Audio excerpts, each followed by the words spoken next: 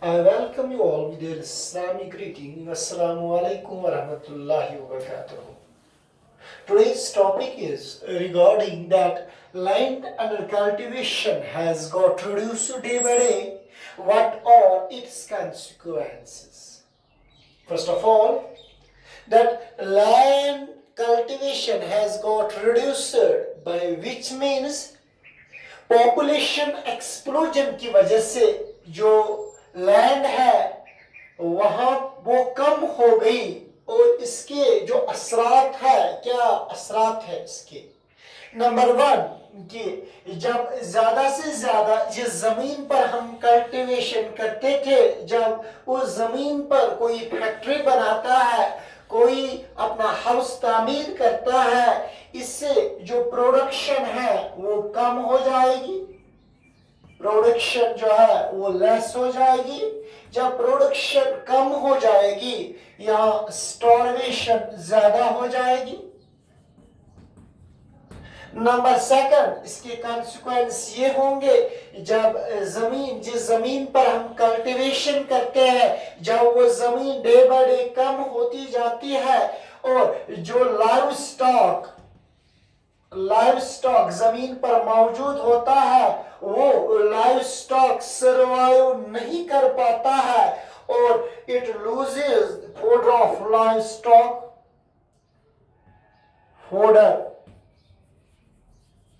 जो live stock का है वो कम हो जाएगा और जो एनिमल्स यहाँ पर रहते हैं, जिन एनिमल्स को हम खाते हैं, जो एनिमल्स यहाँ पर फीड करते हैं, लेकिन जब डे बाय डे जमीन कम होती जाएगी, प्रोडक्शन कम होती जाएगी और जो यहाँ का फ्लोरा एंड फाना है वो भी कम होता जाएगा, इससे इकोलॉजिकल फैक्टर भी असरअंदाज होता है, इससे लाइव स्टॉक भी कम हो जाता है। नंबर थ्री, जब जमीन डे बाय डे कम होती जाएगी, यहाँ पर ज्यादा से ज्यादा वॉर्स हो जाएंगे, ज्यादा से ज्यादा जंग हो जाएंगे, जमीन कम होती जाएगी, वॉर ज्यादा होते जाएंगे, डिस्प्यूट ज्यादा होते जाएंगे, क्योंकि डे बाय डे जमीन जो है वो कम होती जा रही है।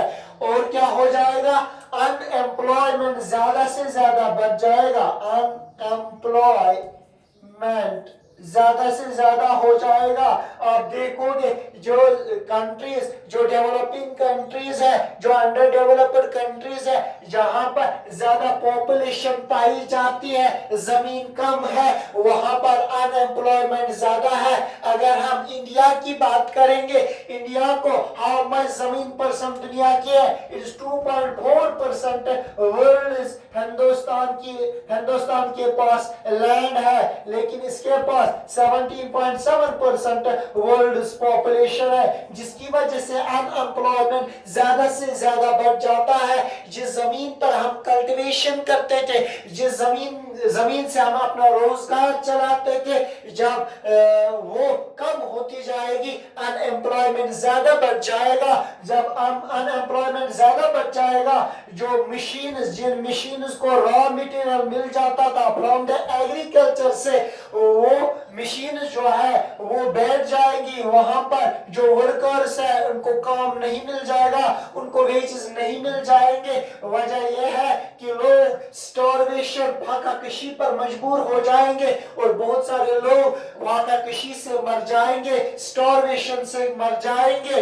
और क्या कंसिक्वेंस हो जाएंगे, जब ज्यादा से ज्यादा आबादी बढ़ेगी, वहां पर इकोलॉजिकल इम्बैलेंस हो जाएगा, इकोलॉजिकल इम्बैलेंस हो जाएगा। जब इम्बैलेंस हो जाएगा, जब इकोलॉजिकल इम्बैलेंस हो जाता है, इससे हमारे फ्लोरा एंड फौना पर बुरा असर पड़ जाता है, इससे हमारा एनवायरनमेंट खराब हो जाता है, ओजोन लेयर खराब हो जाती है और डिफरेंट किस्म की जो बीमारियां हैं, डिफरेंट किस्म की डिजीज जो है लोगों में आ जाती है, स्किन कैंसर आ जाता है, मलेरिया आ जाता है, डिफरेंट किस्म की बीमारियां फूट जाती हैं पीपल्स में। जब ज्यादा से ज्यादा ज्यादा पॉपुलेशन बढ़ जाती है, जब जमीन पर ज्यादा दबाव रह जाता है लोगों का, इसके कॉन्सिक्वेंस यही है।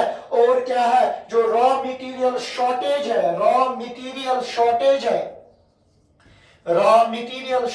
है वो हो जाएगी इंडस्ट्रीज को, और इंडस्ट्रीज बैठ जाएगी, जिसकी वजह से जो इकोनॉमी कंट्री की होती है, जो बैकबोन कहलाती है, वो economy day by day reduce हो जाएगी। वहां ज्यादा से ज्यादा गुर्बत आ जाएगी, वहां से ज्यादा लोग गुर्बत में इन्वॉल्व हो जाएंगे, क्योंकि जमीन कम होती जा रही है, पॉपुलेशन ज्यादा बढ़ती जा रही है, जिसकी वजह से जो पुअरनेस लोगों में आ जाएगी, पुअरनेस आ जाएगी लोगों में। जब पुअरनेस लोगों में आ जाती है, डिफरेंट किस्म की बीमारियां फूट जाती है। इसके बाद दूसरा टॉपिक जो है वो है regarding the some initiatives taken by the government in order to increase their production. वो कौन कौन से स्टेप्स गवर्नमेंट ने लिए जिसकी वजह से जो प्रोडक्शन है वो ज्यादा से ज्यादा बढ़ गई।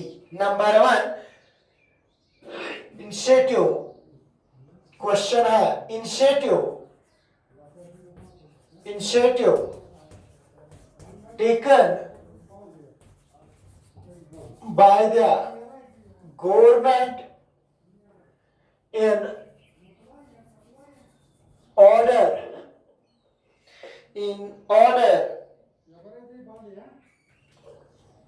in order to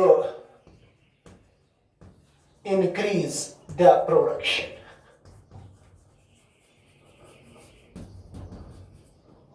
Of agriculture.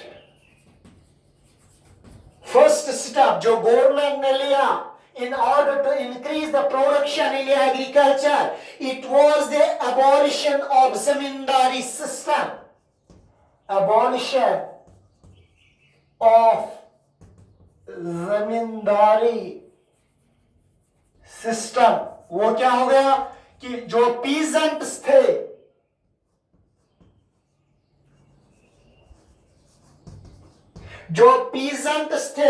वो बन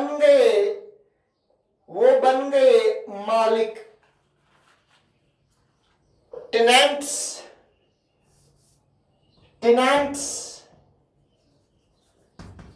became the owners. जो छोटे छोटे जमींदारों के पास जमीन होती थी, जागीरदारों की, वो जमीन इस एबॉलिशन ऑफ जमींदारी सिस्टम से जो गवर्नमेंट ऑफ इंडिया ने इंप्लीमेंट किया कि जो जमीन छोटे छोटे जमींदारों के पास है वो जमीन उनको ही हो गया, और जिसकी वजह से ये आजाद हो गए, और जो टेनेंट्स थे वो ओनर्स बन गए लैंड के, और इनको इंटरेस्ट ज्यादा पैदा हो गई जमींदारी में, एग्रीकल्चर में, और प्रोडक्शन बढ़ गई। ये एक सिस्टम था। नंबर 2 क्या स्टेप लिया गवर्नमेंट ने? Number 2 is Sealing of land holdings. Sealing of land holdings. जो एक्स्ट्रा जमींदारों के पास होता था, फार्मर्स के पास होता था, जो एक्स्ट्रा जमींदारों के पास होता था, वो जमीन उन फार्मर्स को दिया जाता था, फार्मर्स को शिफ्ट किया जाता था जिनके पास लैंड बिल्कुल नहीं होता था, लैंड नॉट अवेलेबल। मीन्स ये जमीन इस लॉ से क्या हो गया, सीलिंग ऑफ लैंड होल्डिंग से जो जमींदार के पास जमीन होती थी, जिनको बड़े बड़े प्लॉट्स होते थे, उन जमींदारों को ज्यादा एक्स्ट्रा जमीन उनसे छीन लिया गया, और वो उन फार्मर्स को दिया गया जिन फार्मर के पास जमीन नहीं था। और इससे क्या हो गया, इससे प्रोडक्शन बढ़ गई एग्रीकल्चर में, क्योंकि वो जमीन का अपना हो गया और उनकी प्रोडक्शन ज्यादा हो गई। नंबर 3 क्या स्टेप लिया? It was consolidation of land holdings, consolidation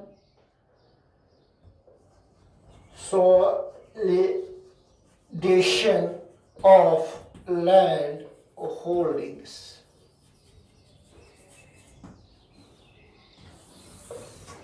consolidation of land holdings means जो जमीन डिफरेंट लोकेशंस पर दिया गया था जमींदारों को, वो जमीन इनको एक ही जगह दिया गया। सपोज कीजिए फार्मर्स जो है, ए फार्मर और बी फार्मर, ये दो जमींदार है, इनको जो प्लॉट ऑफ लैंड है, सपोज कीजिए 10 कनाल्स थे,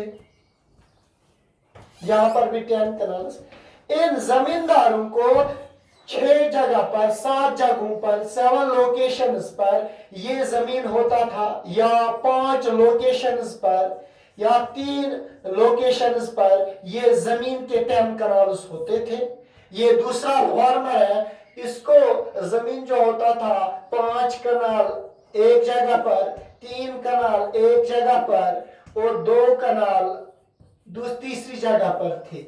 लेकिन इससे क्या हो गया? कंसोलिडेशन ऑफ लैंड होल्डिंग से इससे ये हो गया, ये जमींदार इन 3 लोकेशंस पर डेली नहीं पहुंच जाता था जमींदारी के लिए, इसको टाइम बहुत ज्यादा लगता था, यहां पर फिर यहां पर जाने के लिए, फिर यहां पर जाने के लिए। इसी तरह जो दूसरा जमींदार होता था, इसको 3 जगह एक दिन में जाना पड़ता था और ये जमीन के प्लॉट्स दूर दूर होते थे, जिसकी वजह से उसको इंटरेस्ट कम हो गई थी जमींदारी में। लेकिन इससे क्या हो गया? कंसोलिडेशन ऑफ लैंड होल्डिंग से इससे ये हो गया कि ये 10 कनाल जमीन जो है ये एक ही लोकेशन पर, 1 लोकेशन पर दिया गया, जिसकी वजह से इस जमींदार को एक तो इंटरेस्ट पैदा हो गई और प्रोडक्शन ज्यादा से ज्यादा निकल गई, इसको ज्यादा टाइम ये जाया नहीं होगा यहां पर जाने के लिए, एक ही जगह पर ये टाइम अपना गुजार लेता था और इंटरेस्ट पैदा हो गया और प्रोडक्शन ज्यादा निकाल पाया। तो ये स्टेप बहुत ही फ्रूटफुल रहा for the increase in the production. और क्या स्टेप आ गया? और आ गया credit facilities. Credit facilities government of India ने देखा कि यहाँ के फार्मर जो है वो गरीब है, वो नए सीड्स नहीं खरीद सकते हैं, वो न्यू सीड्स, न्यू टेक्निक्स का इस्तेमाल नहीं कर सकते हैं, वो गरीब है। लेकिन गवर्नमेंट ऑफ इंडिया ने क्रेडिट फैसिलिटीज इन किसानों को दिया, इनको लोन्स जो है लोन्स अवेलेबल किए लो इंटरेस्ट रेट्स पर, लो इंटरेस्ट रेट्स पर दिए लोन्स है गवर्नमेंट ऑफ इंडिया ने, जिसकी वजह से जो यहाँ के फार्मर्स है उन्होंने new technology, new seeds, fertilizers, insecticides का इस्तेमाल किया और जिसकी वजह से प्रोडक्शन ज्यादा से ज्यादा बढ़ गई। और क्या किया गया? और क्या facilities? Irrigation facilities, irrigation facilities, irrigation facilities, multi river project बनाए गए, मल्टी रिवर प्रोजेक्ट बनाए गए रिवर्स पर, जिससे जिस जमीन को सिंचाई नहीं होती थी, जिस जमीन को पानी अवेलेबल नहीं था, वहां पानी अवेलेबल किया गया इरिगेशन फैसिलिटी से। आर्टिफिशियल बनाए गए, आर्टिफिशियल कैनाल्स बनाए गए, वहां पर वेल्स, ट्यूबवेल्स खोदे गए और उस जमीन को सैराब किया गया, उस जमीन से प्रोडक्शन आने लगी। जो जमीन बैठ के थी, जहां कोई प्रोडक्शन नहीं निकल पाती थी, जब वहां अवेलेबिलिटी ऑफ वाटर लिया गया डिफरेंट मल्टी रिवर प्रोजेक्ट से, वहां पर इनको इलेक्ट्रिसिटी पहुंचाई गई, वहां पर इनको कैनाल्स बनाए गए, वहां पर इनको वेल्स एंड ट्यूबवेल्स बनाए गए और जिसकी वजह से ज्यादा ग्रीन रेवोल्यूशन आ गया, जिससे ज्यादा प्रोडक्शन बढ़ गई और जो स्टार्वेशन है वो बहुत हद तक कम हो गई। लोग फाकाकशी से मर जाते थे, लेकिन इन स्टेप्स की वजह से बहुत हद तक स्टार्वेशन पर काबू पा लिया गया। और क्या क्या स्टेप्स किए गए? और गवर्नमेंट ऑफ इंडिया ने उन्होंने इन फार्मर्स के लिए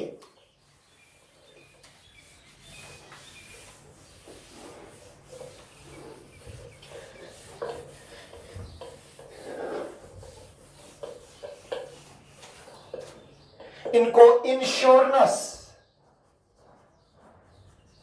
क्रॉप इंश्योरेंस दिया गया, क्रॉप इंश्योरेंस दिया गया, और अगर फेल हो जाएगा क्रॉप, इनको पैसा मिल गया, जिसकी वजह से फार्मर ज्यादा इंटरेस्ट में पड़ गए।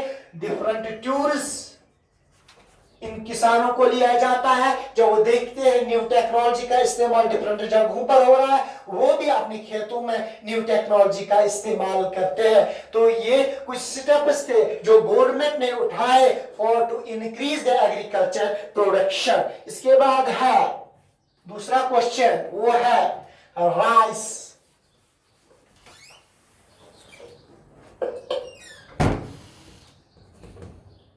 राइस के बारे में, इसकी ज्योग्राफिकल कंडीशंस। राइस जो है, इसका बॉटनिकल नेम जो है, उसका नाम है बॉटनिकल नेम अरेजा सपेवा। जो राइस है, राइस का जो बाहर वाला कलर होता है राइस का, इसको पेडी प्लांट कहते हैं, पेडी प्लांट कहते हैं। जो इसका दाना होता है, जहां से राइस निकलता है, वो गोल्डन कलर का होता है, गोल्डन कलर का होता है, उसको हम हस्क कहते हैं। जो अंदर, उस हस्क के अंदर व्हाइट होता है, उसको हम शील कहते हैं, जो हम खाते हैं। This husk is used for the food of animals. And rice जो है is the stable crop of India.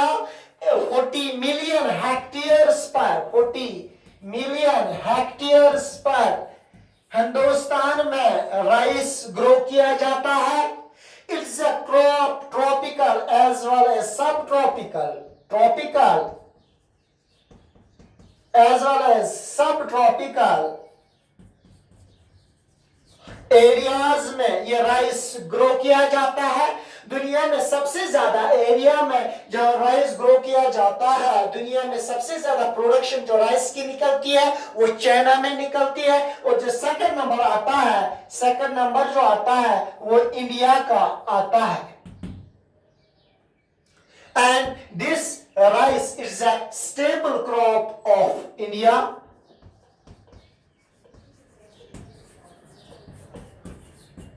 इसके लिए जो ज्योग्राफिकल कंडीशंस है, जिन कंडीशंस में ये ग्रो किया जाता है, इसके लिए पानी कितना होना चाहिए, इसके लिए टेम्परेचर कितना होना चाहिए। टेम्परेचर इसकी ग्रोथ के लिए 25 to 27 डिग्री सेंटीग्रेड होना चाहिए।